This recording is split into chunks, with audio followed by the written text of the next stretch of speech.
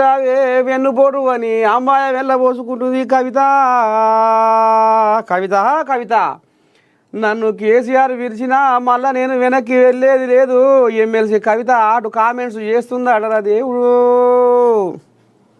కవితమ్మా నిన్ను చూడబుద్ధి అవుతుంది బిడ్డ, జరరా ఓ అమ్మా, ఓ కవిత జరరా మా అమ్మ గాని అని కేసీరావయ్య పిలిచినా నేను పోనుగాక పోను.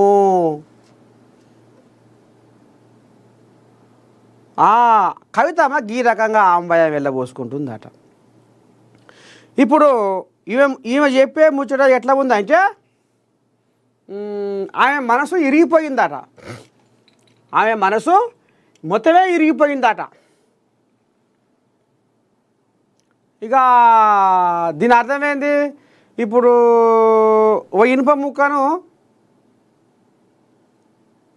ముక్క ఇరిగిపోతే దాన్ని తీసుకుపోయి కొలివిలో పెట్టి ఎర్రగా కాక పట్టించి సమెట పోటు వేస్తే మళ్ళీ ఒకటైద్ది ఇనుము. ఇట్లా పెట్టి సమెట పోటు వేస్తే ఎర్రగా కాక పెట్టి ఒకటవుతుంది. కానీ ఇప్పుడు కవితమ్మ మనసు ఇరిగిపోయిందట. ఇక అతుకు పడదాట. ఇక జన్మల అయ్యని కలవదాట, అయ్య ముఖం చూడదాట. అని ఇప్పుడు గిట్లా నేను మా అయ్య పిలిచినా, ఓ కవిత నువ్వు లేకపోతే కారు పార్టీ వన్య తప్పి సినబోతుంది జర రామ్మో అని పిలిచినా, కేసీరావు పిలిచినా కవితమ్మ పోదాట. ఎందుకంటే ఆమె మనసు ఇరిగిపోయిందట. ఎందుకు ఇరిగిపోయిందంటే ఇప్పుడు హరీష్ రావును సంకలు ఎత్తుకొని తిరుగుతుండు మా అయ్య. కడుపులో పుట్టిన నన్నేమో కడకు నూకి మా బావని మా మేనబావని సంకలు ఎత్తుకొని తిరుగుతుండు మా అయ్య. అందుకనే నాకు మనసు ఇరిగిపోయింది. ఎప్పటికైనా మా అయ్యకు హరీష్ రావు వెన్నుపోటు పొడుస్తాడు. అది మా అయ్య గాంటలేడు. మా అయ్య 80,000 పుస్తకాలు చదివినోడు ఎందుకు అర్థం చేసుకుంటలేడు? ఆనాడు ఉమ్మడి ఆంధ్రప్రదేశ్లో పెద్ద ఎన్టీఆర్కు నారచంద్రయ్య ఏ రకంగా వెన్నుపోటు పొడిచిండో ఇగో ఇప్పుడు కూడా మా అయ్య కేసీరావుకు హరీష్ రావు గదే తరీకన వెన్నుపోటు పొడుస్తాడు అని పాపం ఈమె ఆంబయ వెళ్ళబోసుకుంటుంది. ఎట్టుబడి బీఆర్ఎస్లో హరీష్ రావుకు తానం లేకుండా చెయ్యాలి. అందుకనే ఇక సిద్దిపేట మాటకు ఇప్పుడు సిద్దిపేట ఉరుకులో పెడుతుంది. సిద్దిపేట కాడ కథ నడిపిస్తుంది. వచ్చే తాపకు సిద్దిపేటలో మొత్తం పురకొని ఇక సిద్దిపేటని ఏరాలే అనే కాడికి తీసుకొస్తుంది తల్లి. ఈమె మనసాట మొత్తం ఇరిగిపోయిందట. ఇక వాళ్ళయ్య శరణ్ తప్పి పార్టీలోకి వెళ్ళి సస్పెండ్ చేసే కదా, శరణ్ తప్పి రా బిడ్డ మా అమ్మ కానీ నీ కాళ్ళు కడిగి నెత్తిన పోసుకుంటా బిడ్డ, నువ్వు ఆడబిడ్డవు రా మా అమ్మ కానీ రా, నువ్వు పుట్టినాకనే నాకు లక్ష్మమోరు పెరిగింది రా బిడ్డ అని పబ్బతి బట్టి మొరబెట్టుకున్న కారెక్కదాట. కేసీరావయ్య గుమ్మం దొక్కదాట. మా అయ్య విరిచినా నేను ఫోన్ ఉంటుంది చూద్దాం మరి ఈ మొండిపాటు ఎన్నాళ్ళు ఉంటుంది ఎన్నేళ్ళు ఉంటుంది ఎట్టేట సంగతి. ఇక ఏపీలో భారీగా ఐఏఎస్ల బదిలీ, ఒకేసారి 31 మందికి స్థానచలనం. సమాచార శాఖ డైరెక్టర్గా కేఎస్ విశ్వనాథన్. కోల్యాగా ఫోర్బ్స్ 2025 భారత కుబేరుల జాబితా ముఖేష్ అంబానీ నెంబర్ 1. ఇప్పుడు భారతదేశంలో ఇది కుచ్చనాన విషయంలో నెంబర్ 1 అట ఇది.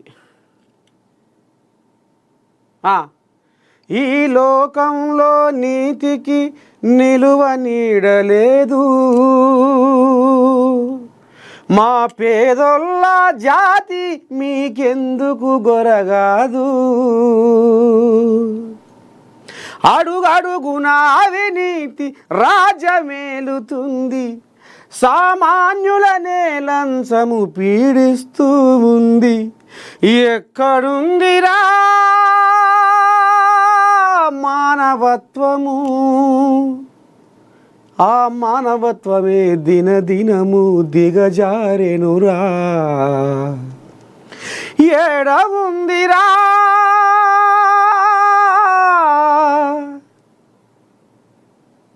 ఏడవుందిరా న్యాయము? ఆ న్యాయము చెప్పే గొంతు మూగబాయరా. రంగులేని బట్ట మాట సాగపాయరా. పేదోళ్ళ బతుకులు మారుతున్నాయా భారతదేశంలో? ధనవంతుడు కుబేరుడు అయితున్నడురా.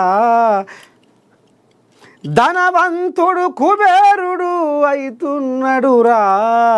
పేదోళ్ళు నిరుపేదలు అయితున్నరురా.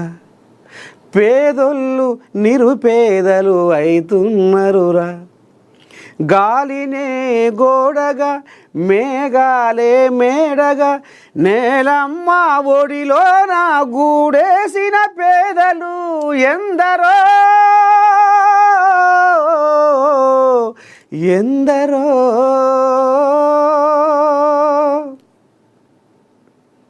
మారుతున్నాయా బతుకులు? గద్దెలెక్కి గారెడి చేసి గరీబుల దోపిడీ చేసి కోట్లు కోట్లు సంపాదించే దొంగలు ఏరే ఈ దేశంలో దోపిడీల దొరబాబులు అవుతున్నారు తప్ప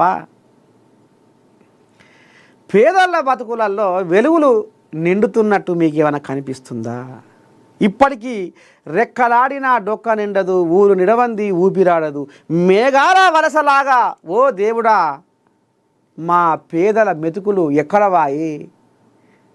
మా బతుకులు ఆగమైపాయే అనే జీవితాలు ఇంకా కనపడుతూనే ఉన్నాయి ఈ భారతదేశంలో.